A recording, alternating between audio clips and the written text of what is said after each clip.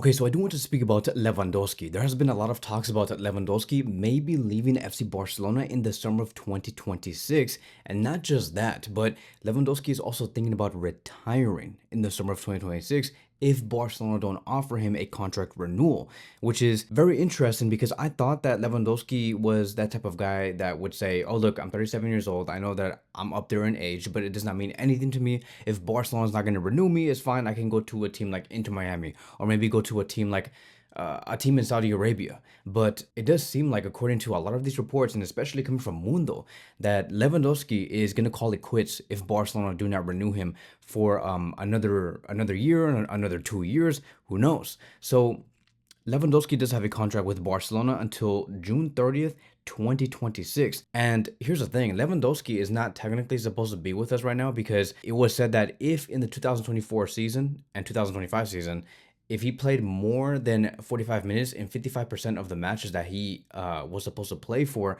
then it was automatically going to extend for another year. And so because we have used Lewandowski a lot last season, which was Flick's first season, that is the reason why it got extended until the summer of 2026. So as of right now, in terms of like any other special clauses, special appearances and stuff like that, there's nothing. Like, it does not matter what Lewandowski does. The contract right now is going to end for him in the summer of 2026. And so let's talk about that, right? Because a lot of people have been saying Lewandowski, he should be leaving because he's turning 37. I mean, he's turning 38 years old by the next summer. And I can see why Barcelona is kind of like stalling on this, because I think that Deco and the rest of the sporting staff are looking at this whole situation, and especially with Flick, and they're looking at whether Lewandowski can still deliver what he delivered in the past 2 seasons for Barcelona. And they have to take it year by year, because you just never know with these type of players, right? At the age of 37 years old, you just never know if in a few months they just turn off and they just no longer can handle the type of intensity. They need to see a sample first before they can give out like some sort of contract extension for maybe another season. And like if it was Lamine Yamal, it would have been a lot different because Lamine Yamal has time. He has many years to develop. But with Lewandowski, you have to take it season by season. Hence the reason why we have not heard anything about Barcelona trying to negotiate with Lewandowski for a contract renewal. And I think that Lewandowski is expecting for some sort of talks to happen very soon. But like I said, more time needs to be given. Lewandowski has barely came back from a long-term injury where he was out for like a month and a half. And he's barely coming back. He scored 3 goals, but more of a sample, right? It's not Barcelona saying like show me, because you haven't proven yourself that you're good enough to stay in the number 9 position for the next 2 years. It's not them saying that. They just want to make sure that they're making the correct decisions and that they're more. He's simply 37 years old. And I can understand why Deco and Flick might say, he's declining just a little bit in terms of the physicalness. Maybe even with the pressing intensity, it's a little hard to like combat with that. I can understand that. You also add in the fact that his salary is extremely high. I think that he earns around 500K a week, which is like 2 million a month, and that is like 24 million euros a season gross. I think like net is like around 12 to 15 million euros. That's a lot of money. And so, like I said, I think that Joan Laporta, Deco, and Hansi Flick are just taking it month by month to see what Lewandowski could do.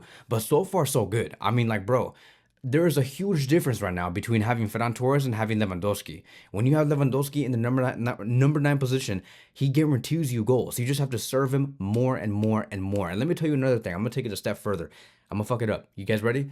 I think that Lewandowski is so good right now that if Barcelona can just become that machine where you have players like Pedri, Yamal, and Rafinha feeding Lewandowski over and over again with Frenkie de Jong over and over again, crosses from the sides, through passes through the middle, feeding Lewandowski over and over again, you can get a striker that can give you like 35 goals a season or more.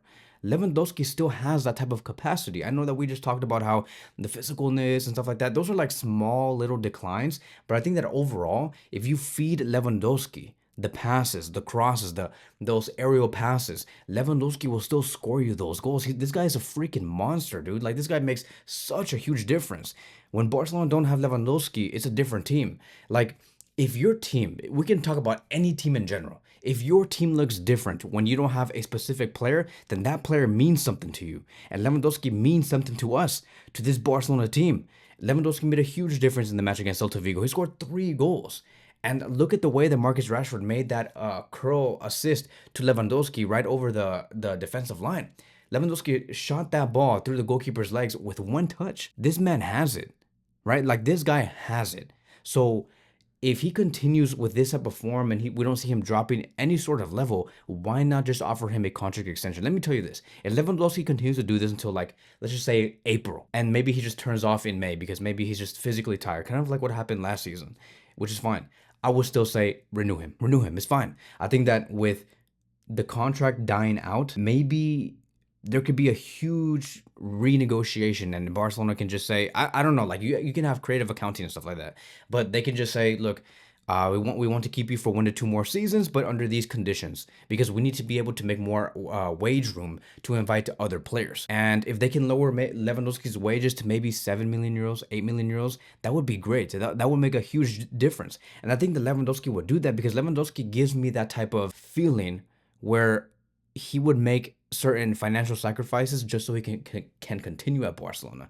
I don't think Lewandowski is somebody who's interested in making the most money right now at the age of 37 years old, which is wild to me because look at Inigo Martinez. Inigo Martinez left at the age of 34 because he understands that his time in football is almost up and he wants to make as much money as possible before he does retire. And I completely understand that. I would never be mad on some football player at the age of 34 and up saying that I want to move away from Barcelona because I want to make more money here. That's completely fine. I completely understand. I think money is very important, especially when you want to feed your family and you have kids and stuff like that and you want to make generational wealth. Completely understand. But going back to Lewandowski, right? I don't get that sense from him. I think that he wants to win more at Barcelona, get the Champions League, get 3 more La Ligas, get the Copa del Rey. And, he's saying that he does not want to go to Saudi Arabia.